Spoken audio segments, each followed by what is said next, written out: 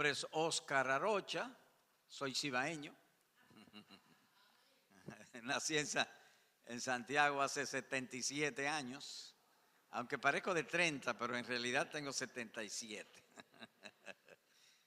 Estoy casado, tengo 53 años de casado con la misma chica. Mi hijo mayor tiene 51 años. Parece mi hermano. Yo creo que él parece más viejo que yo. Tengo 3 hijos, 9 nietas. No tengo varones, 9 nietas, así que tengo 40 años orando que Dios le dé marido. Pero ya hay 3 que tienen novio. Hay una que se me casa en este año. Y eso me es un estímulo para seguir rogando a Dios que le dé esposo a mis nietas, mis nietas queridas. Y en eso estoy. Tengo en el Evangelio, tengo 46 años, tengo 40 años como pastor en la Iglesia Bautista de la Gracia en Santiago. Hemos crecido en septiembre de 1980, empezamos con 12 personas. Bueno, era un estudio bíblico en la casa que luego se formó en un grupo de 12 personas. Hoy la iglesia tiene como 450 miembros. Tenemos escuela, tenemos orfelinato, tenemos seminario teológico, escribimos libros, tenemos programas de televisión, siempre estamos en las redes. Dios nos ha bendecido en abundancia. ¿Y por qué digo todo eso? ¿Para llamar la atención sobre mi persona? No, para honrar lo que cantábamos. Su gracia es mayor. Es decir, hombres pecadores como nosotros, que Dios lo haya llamado, pues a ser parte de su reino, instrumentos de gracia y salvación para buscar o encontrar a los elegidos. Así que le digo esto también para animarlos y para que se envuelven en la obra. No es en vano servir al Señor. Es cierto que estamos viviendo tiempos de mucha dificultad, de peligros para la fe y de obstáculos para nuestra vida cristiana. Hay mucho entretenimiento y diversión en el mundo, pero como cantábamos, nuestro Dios es bueno y fiel.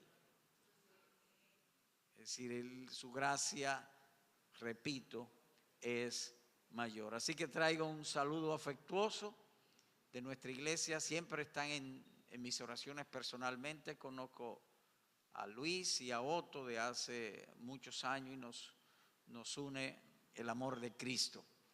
Porque ellos no sabían quién era Rocha. Rocha era un cibaeño que yo no sé cómo pudiera llegar a su vida, pero en Cristo nos ha unido y tenemos ya mucho tiempo unidos. ¿Y qué más digo? Oren por mí y especialmente por mis nietas, que Dios le dé maridos a mis nietas. ¿Y para qué usted insiste eso? Porque Dios dijo, no es bueno que el hombre esté solo. Y yo tengo una hija hembra y yo sufría, llegaron 20 años y todavía no tenía ni novio. Y entonces la veía sufriendo en su soledad. ¿Y cómo usted consiguió que fuera marido? La rodilla. ¿Tú eres soltera? Señor, mándame un marido. Y entonces tú vas a decir, oye, me gusta cómo habla Rocha.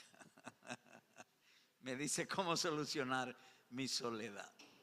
Muy bien, les invito por favor a ir al Evangelio según Juan, capítulo 20, y los versículos 26 y 27.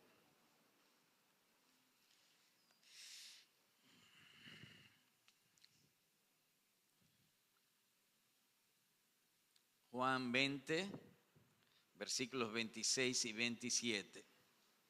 Fidelidad del Señor Jesús en su oficio.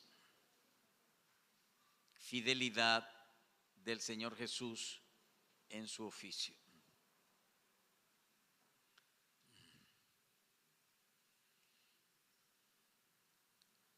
Oramos nuevamente.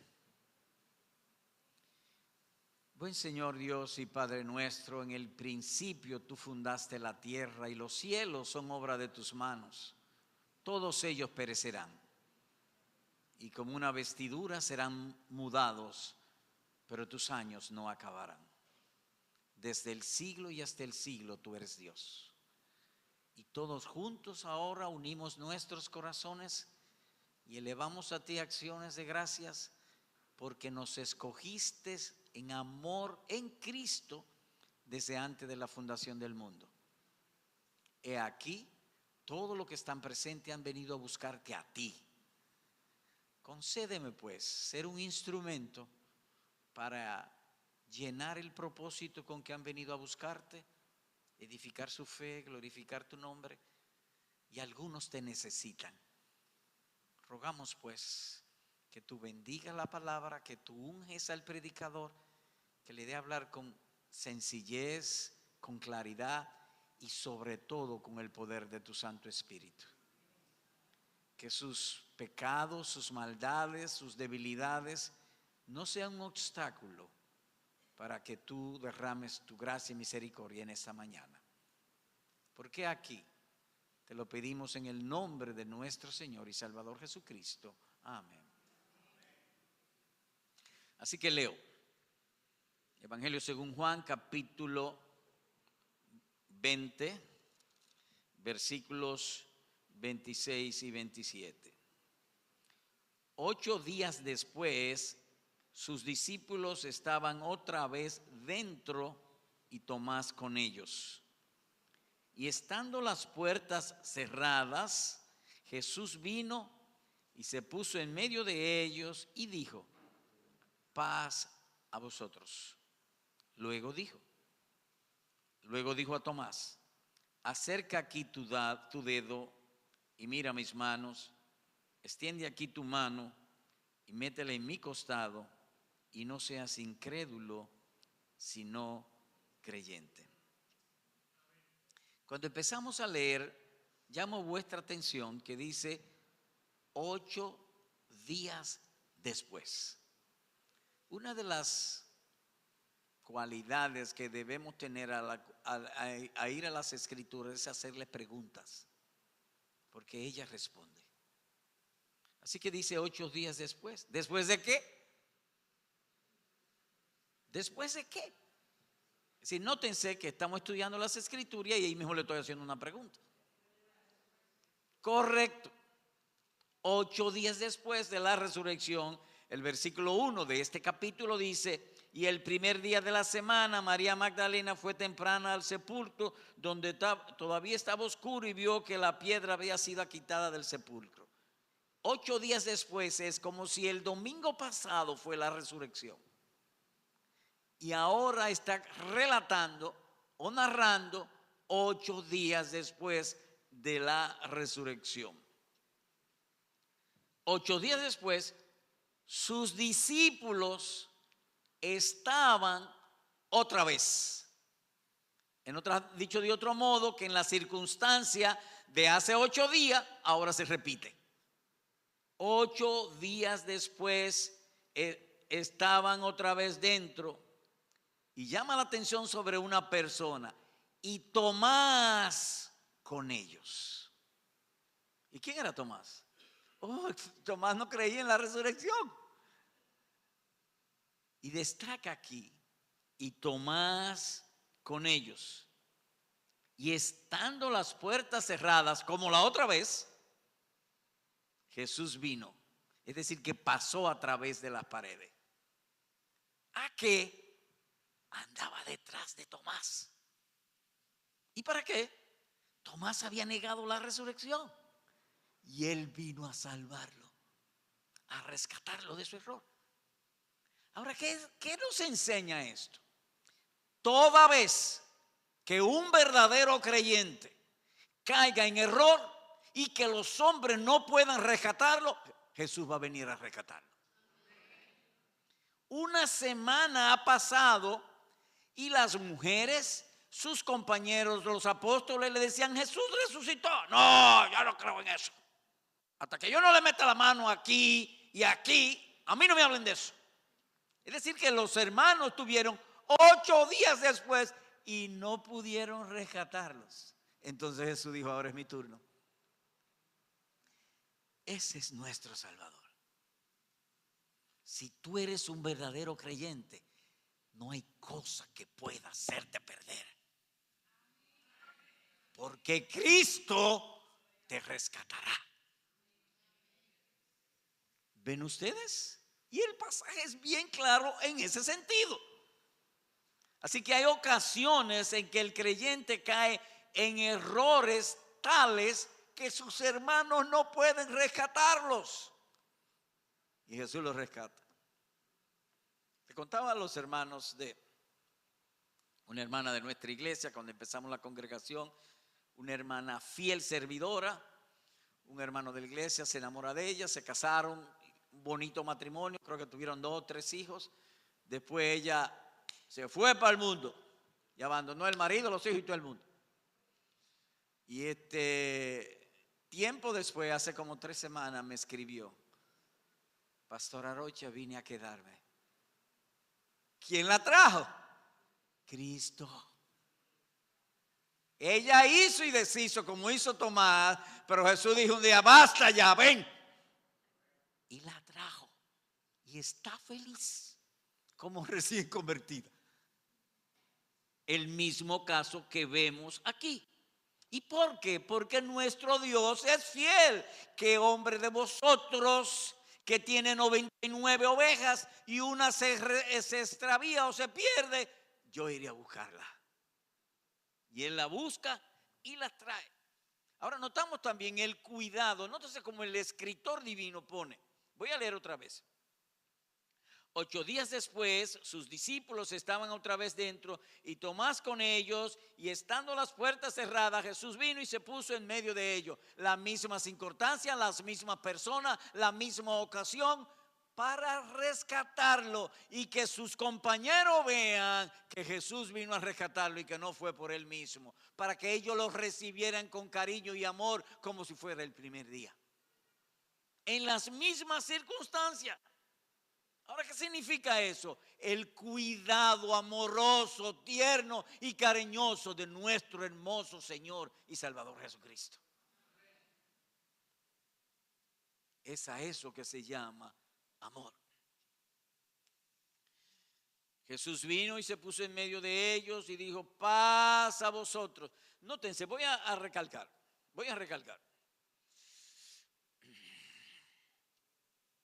Verso 26. 8 días después, sus discípulos estaban otra vez dentro y Tomás con ellos, y estando las puertas cerradas, Jesús vino y se puso en medio de ellos y dijo: paz a vosotros. En otras palabras, como he dicho, estaban reunidos, Él entra y los saluda a todos, como si fuera ahora: paz a vosotros. Luego dijo a Tomás. En otras palabras, que Él hizo que quedase claro que Él vino no solamente a saludar a los discípulos, a salvar a Tomás. Nótense, luego dijo a Tomás. Reitero la idea o la escena. Es decir, están todos, están ahí los discípulos, Él los saluda: paz a vosotros, como diríamos nosotros: buenos días, Tomás. Ahora, ¿qué nos quiere decir con eso? Que si algún día tú te haces un Tomás, Él va a hacer lo mismo contigo. Quiera Dios que no te haga un Tomás. Pero si te hace un Tomás y eres un verdadero cristiano, Él te rescatará. En nuestra iglesia también hay el caso de un hermano que se apartó 25 años. 25 años.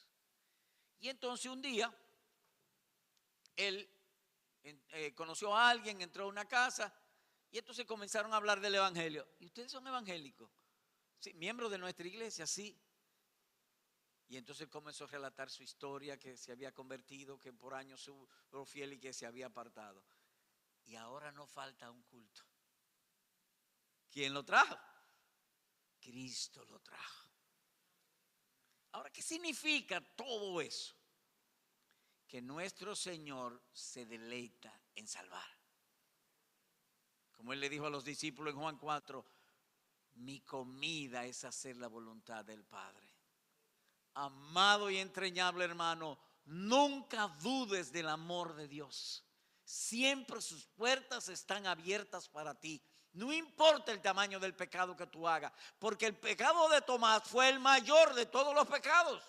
Si no hay resurrección, no hay cristianismo.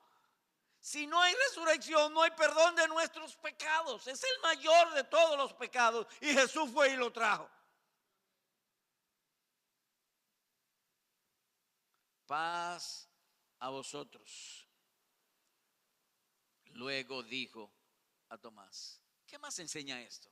Que nuestro Señor se compadece de los errores y las debilidades de sus siervos. Él es compasivo y salva cuando otros medios para salvar no son suficientes. Y miren la manera del pasaje. Voy a leer el verso 27 otra vez. Luego dijo a Tomás, acerca aquí tu dedo. Ven, Tomás, dame tu dedo. Dame tu dedo. Y mira mis manos. Extiende aquí tu mano y métela en mi costado. No seas incrédulo, sino creyente. ¿Qué está él satisfaciendo? La curiosidad de Tomás. Porque Tomás había dicho curiosamente, no, yo no creo.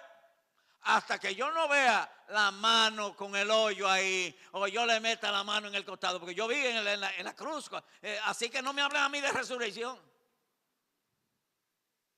Pero hay algo más también, que hay ocasiones en que Dios va a usar nuestro sentido para mejorar nuestra fe. Es decir, que puso a Tomás, mete tu dedo aquí. Es decir, palpa, siente. Es decir, sentido, no está hablando de asuntos espirituales, está hablando de meter la mano para luego llevarlo a la fe. Ahora, ¿qué significa todo esto? Que no importa el método, Él te va a salvar. Si tú te enfrías, si tú te apartas, quiera Dios que nunca suceda, pero si sucede, oraremos en confianza contigo, que si tú eres un verdadero creyente, tú volverás. ¿Y en qué tiempo? Yo no sé el tiempo, se lo sabe Él. Pero seguro que no te perderás. Hermano, si hubo un ojo, una mano, un tacto, una cabeza y un sentido que no fuese digno de la resurrección, era Tomás. Él lo negó una semana entera negándolo. No, yo no creo en eso. Pero mira Tomás, que las hermanas fueron, y María Magdalena y todos y fueron y al sepulcro, y Pedro y Juan. No, allá ellos. Yo soy Tomás, yo no soy Pedro, yo no soy Juan. Estoy dramatizando. Entiéndame, que eso no detuvo a Cristo. Y vino y lo salvó. Algo más que se destaca aquí es que no hubo chisme. Es decir, los discípulos no comenzaron a decir, mira Tomás, sácalo de aquí, sácalo de la iglesia, porque él no cree en la resurrección, bótenlo. No. Se ocuparon sus compañeros en tratar de salvarlo. No pudieron, pero se ocuparon. Sacar a una gente de la iglesia debe ser algo difícil. O hagámoslo difícil. ¿Y por qué? Porque el dueño de la iglesia vino a salvar. La iglesia tiene un dueño. Y ese dueño nuestro es compasivo, misericordioso, perdonador. Ese es el Dios nuestro. De modo que cuando usted se acerque a Cristo, nunca piense que Él es como tú. Él no es como nosotros. Le aseguro, porque yo tengo más de 40 años en el Evangelio, y yo he visto que hay gente que lo votan de la iglesia, no de la nuestra. Al principio lo votábamos, sí. Pero ya no. ¿Y por qué no? Porque el Señor me dijo, mira, la iglesia no es tuya. Tú tienes que hacer lo que yo diga. Qué lindo es nuestro Salvador. Tomás, no seas incrédulo, sino creyente. versículo 28. Respondió Tomás y le dijo: Señor mío y Dios mío. Ahora, la manera en que está estructurada es una expresión de gozo. Señor mío, Dios mío. Ahora, destaco que la palabra arrepentimiento no aparece, pero el concepto sí. ¿Y cómo así? ¿Qué es el arrepentimiento? El arrepentimiento es un cambio de mente. ¿Y cuál era la mente de Tomás? Que no creía en la resurrección. ¿Y ahora? Entonces se arrepintió. Y cuando leamos las escrituras, tengamos cuenta que la escritura no es todo en blanco y negro. Hay conceptos entre líneas y detrás. Nótense que él se arrepintió, aunque la palabra arrepentimiento no aparece en el pasaje. Señor mío y Dios mío. Una expresión de gozo, de alegría gozosa. El Señor es mío, Dios es mío. El Señor es tuyo, Dios es tuyo. Tú eres cristiano, Dios es tuyo. Los cielos y la tierra pasarán, se acabará este mundo, todo el mundo morirá y Dios seguirá siendo tuyo. Aférrate a Él. No dudes. Pastor, pero que yo a veces tengo dudas. ¿Puedo ir a Él que te la quite? ¿Quién le quitó la duda a Tomás? ¿Yo? No, Él. Señor, tengo duda, quítamela. Aumenta mi fe. Siempre ve a Él con confianza. Y lo dejó por escrito precisamente para eso, para que tú tengas confianza en pedirle.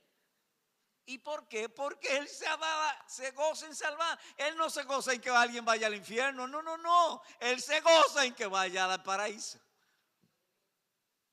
Pues a lo mismo. Qué hermoso este pasaje. Y yo pido perdón por la manera en que estoy hablando. Porque yo debiera estar llorando de gozo de tener un Salvador como Jesús. Debieran estar corriendo lágrimas de mis ojos. Pero quizás tengo la misma dureza de corazón que tú. ¿Y cómo usted sabe que yo tengo dureza de corazón? Discúlpame, pues en verdad yo no lo sé. Pero discúlpame que no estoy llorando de alegría y de gozo el Salvador que tenemos.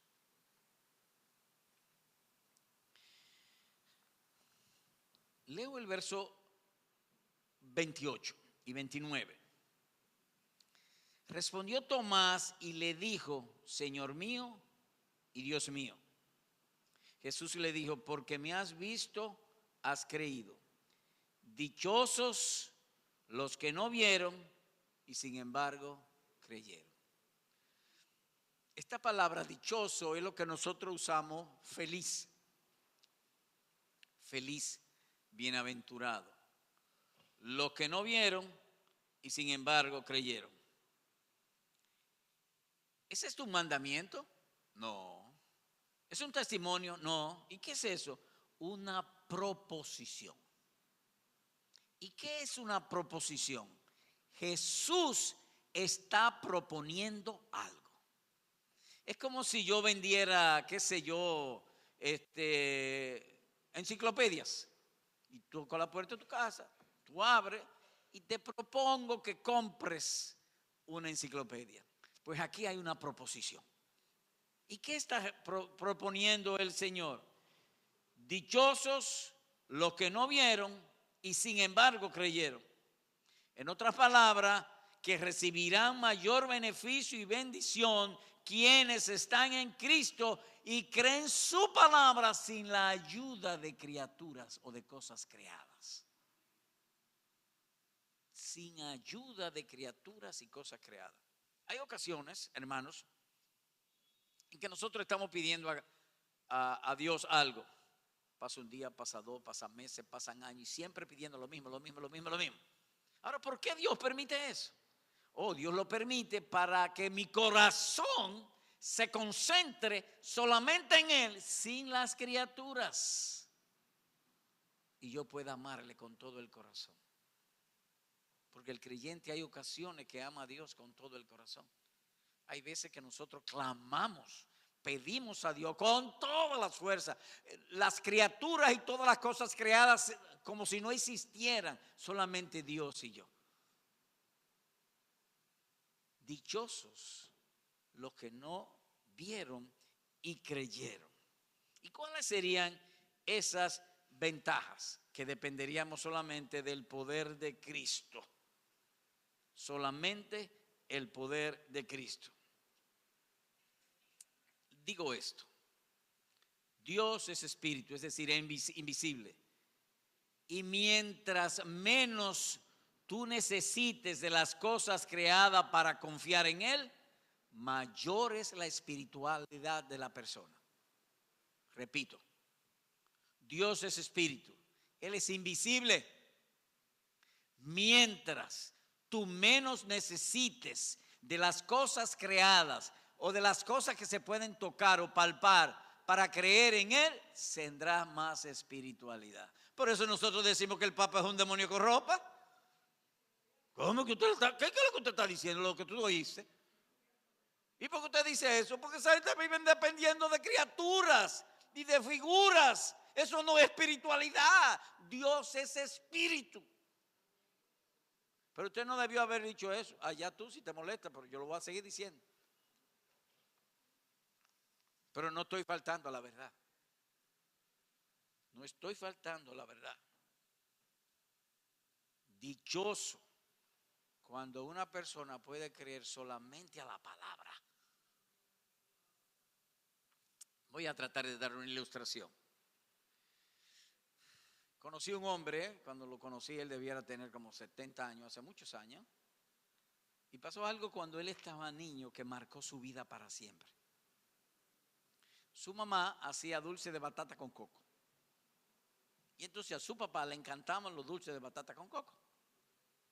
Y entonces la mamá escondía los dulces, eran pedacitos de dulce. Ella lo cerraba lo ponía en una cosita de vidrio y lo metía en una gaveta y le pegaba llave hasta que el marido viniera, comiera y se le diera los dulces como postre después del almuerzo. Ella dejó 12 dulcitos. Cuando bajan nada más quedaban 5. Y entonces ella va y le dice, mira, al esposo, mira, nada más quedan 5 dulces, yo te quedé 12 y quedan 5. Ay, ¿quién se lo comió? Luisito. ¿Cómo? ¿Luisito lo comió? ¿Tú le preguntaste a Luisito? Sí, yo le pregunté. ¿Y qué dice él? Que no fue él. Y el hombre dijo, créele, no dudes de él. Y eso marcó la vida de ese hombre para toda la vida, siendo un niño.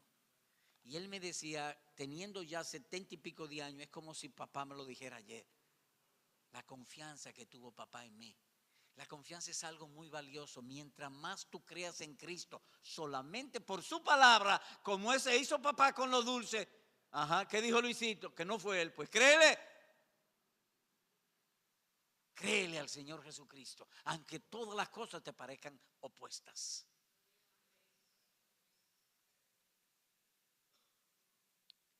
Ahora bien, el texto dice, dichoso los que no vieron y creyeron. Y yo ahora voy a entrar en un aspecto de tratar de enseñar qué es eso y cómo se aplica eso. Les invito por favor a ir al libro de los Hebreos, a los Hebreos capítulo 11. Libro a los Hebreos capítulo 11. Hay una pregunta. ¿Qué es eso de creer solamente a la palabra sin las cosas creadas?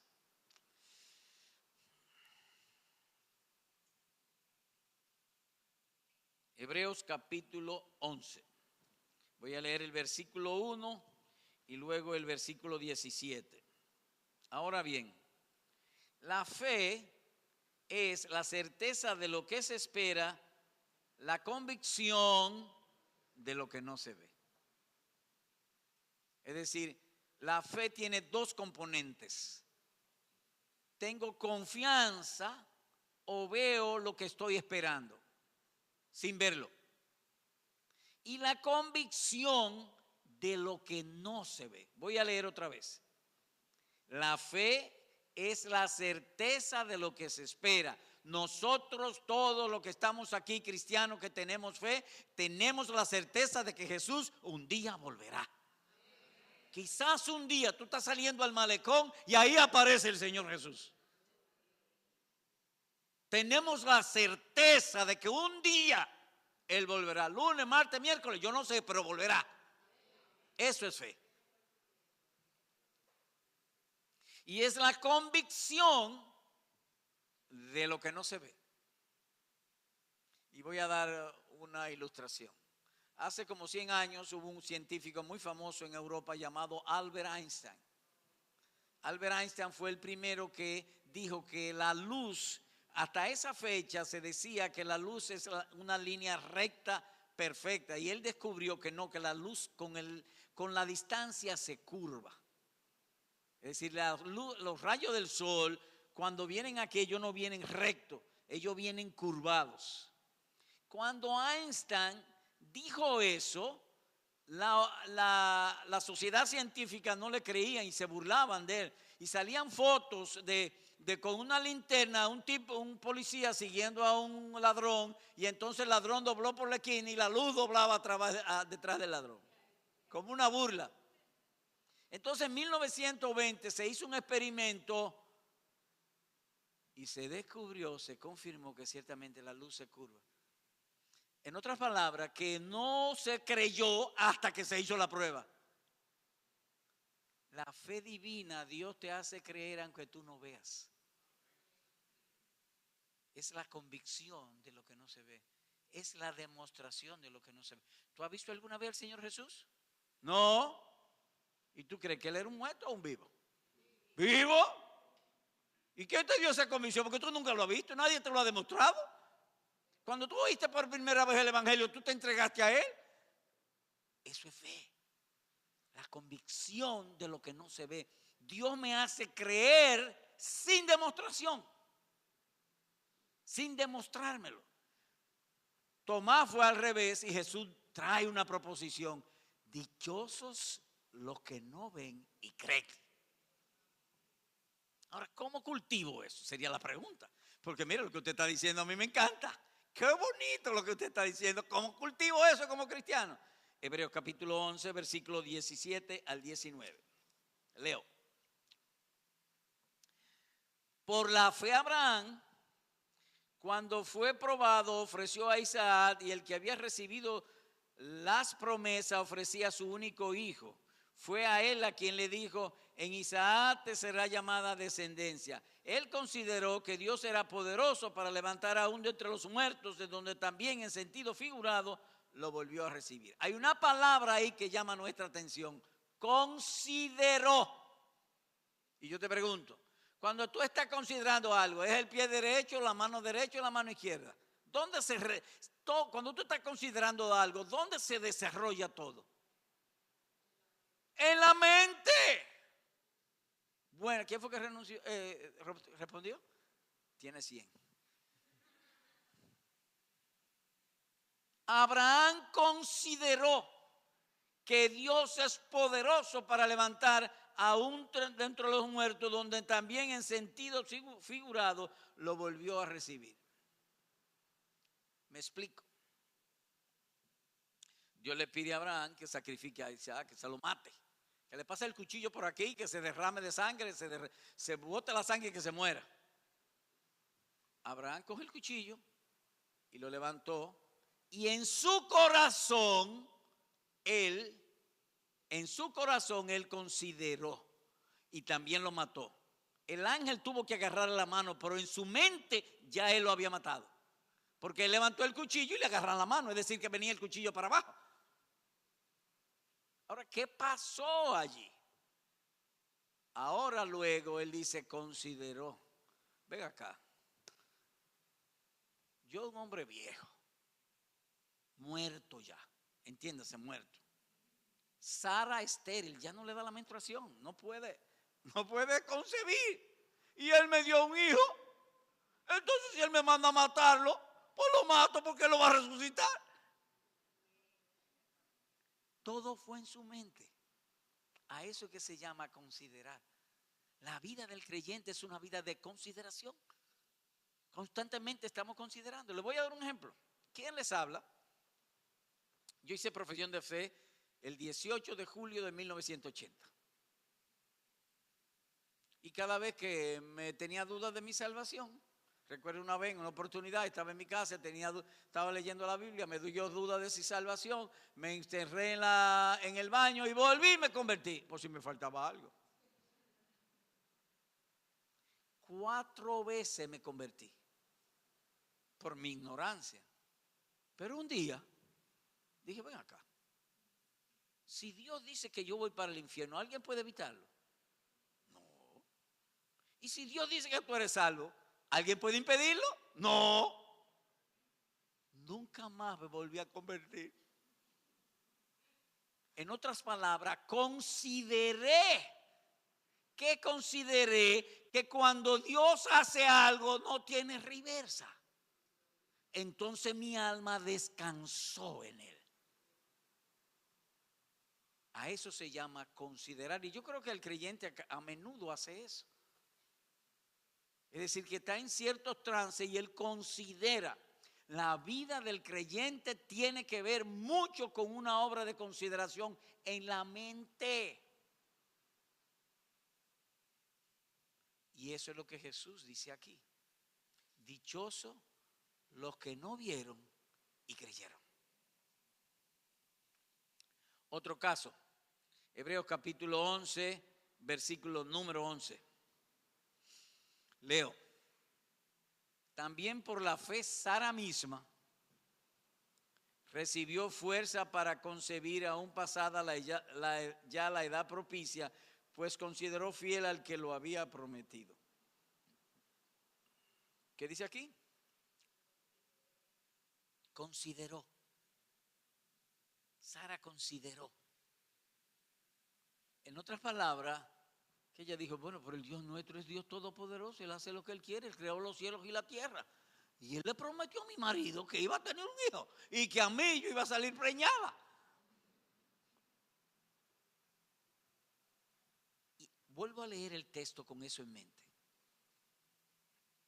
También por la fe Sara misma recibió fuerza para concebir aún pasada la edad propicia. Era una vieja arrugada de 90 y pico de años y no podía hacer nada. Y el marido muerto. ¿Me entendieron? Sin embargo, esa noche ella se preparó y dijo, esta noche va a haber fiesta. Y salió preñada. ¿De qué tú te ríes? Ahora dice que consideró.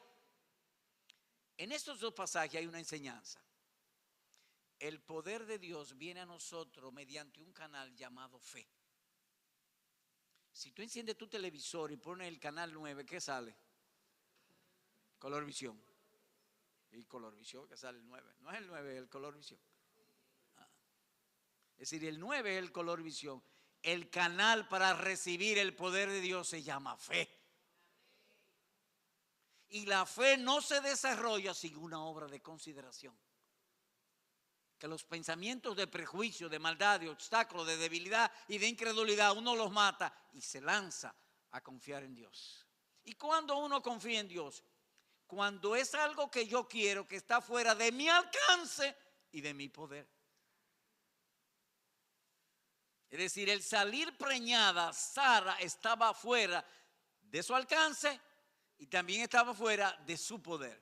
Pero ella no vio a sí mismo, ella vio a Dios.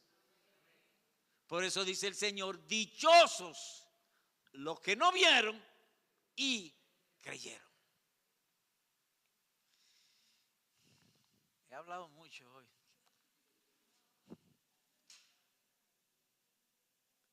Les invito a otro caso y ya este final. Salmo 39. Por favor, vayamos al Salmo 39.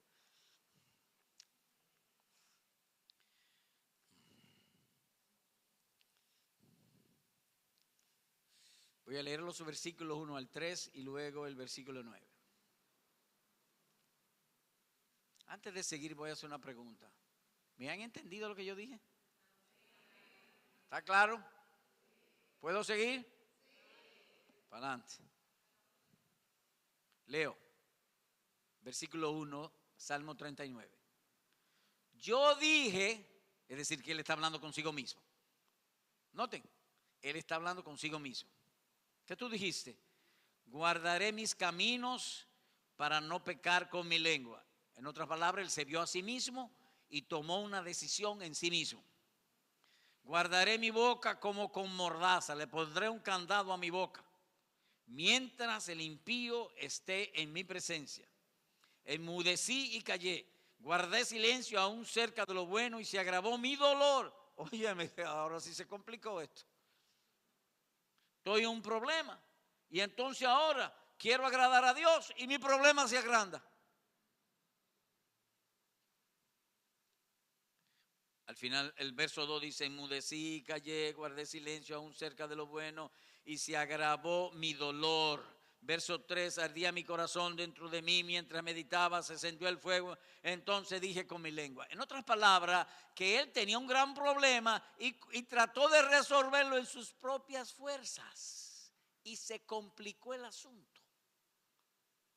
Dicho de otro modo, él tenía un problema, sufriendo adversidad, dificultad, y pensó que él mismo podía resolverlo.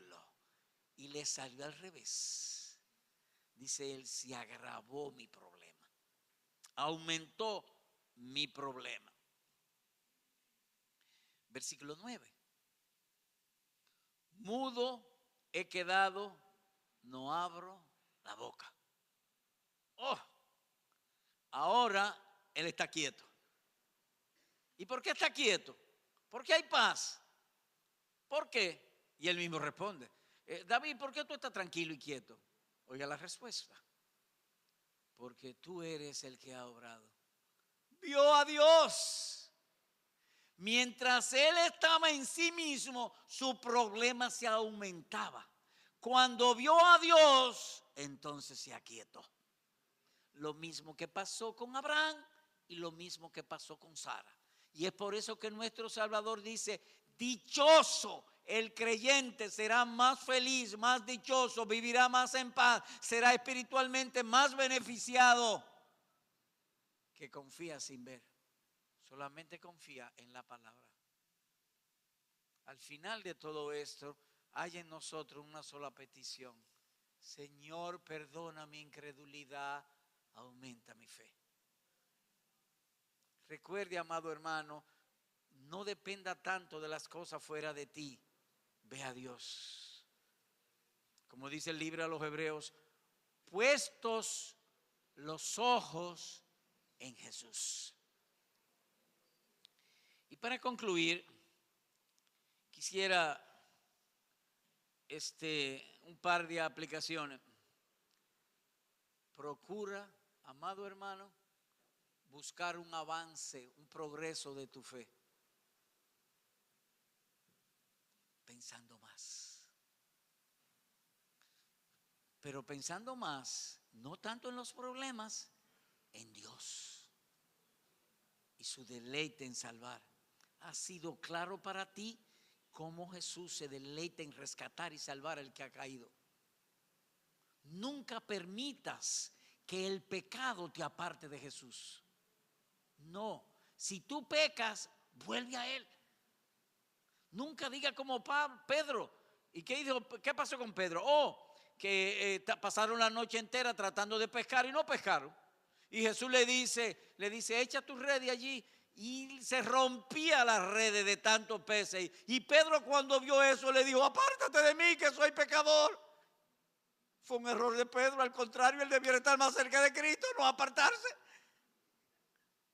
Cuando Pedro vio su incredulidad, le dijo a Jesús que lo abandonara. Es al revés. Si tú ves pecado, si tú ves incredulidad en ti, no te apartes, pídele que venga. Porque nuestro Dios se deleita en salvar.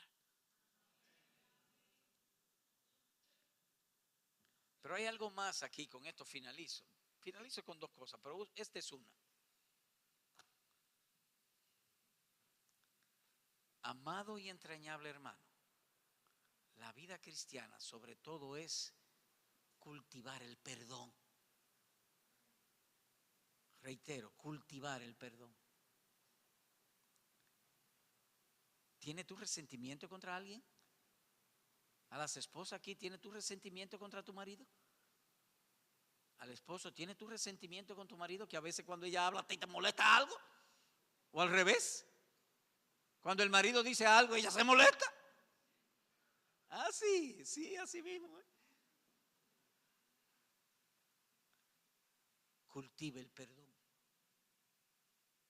Y aprende esto también. El que perdona es el que sufre. ¿Cómo? ¿Cristo sufrió para salvarte? El que sufrió fue Él, ¿no fuiste tú? ¿A ti no te crucificaron en una cruz? ¿A Él sí? ¿Y por qué? Porque te perdonó. El que perdona es el que sufre.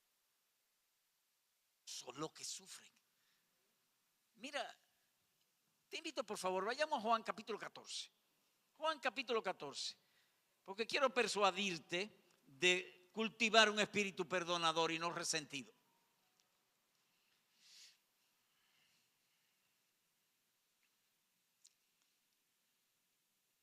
Verso 21. Leo. El que tiene mis mandamientos y los guarda, ese es el que me ama. Si tú sufres por perdonar, eso es un signo inequívoco de que eres un verdadero creyente y de que tú amas al Señor Jesucristo. Pero mientras estés resentido o resentida, es lo contrario. Pues lo voy a leer. El que tiene mis mandamientos y los guarda, ese es el que me ama.